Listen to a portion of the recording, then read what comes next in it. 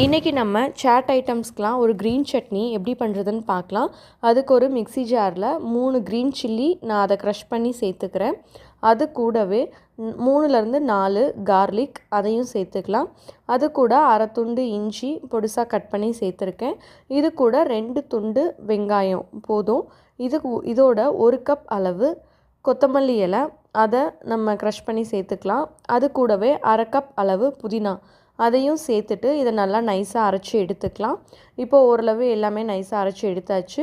இந்த ஸ்டேஜில் 1 table spoon அளவு கர்ட் அதையும் நம்ம சேர்த்துட்டு ஸ்மூத்தியாக அரைச்சி எடுத்துடலாம். இப்போ பாருங்கள், எந்த ஒரு கட்டியுமே இல்லாமல் நம்ம அரைச்சி எடுத்துட்டோம். இந்த ஸ்டேஜில் இதில் லைட்டாக லெமன் ஜூஸ் 3 to 4 ட்ராப்ஸ் போதும்.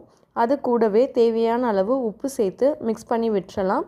அவ்வளோதான், சூப்பரான சாட் சட்னி ரெடி ஆயிடுச்சு.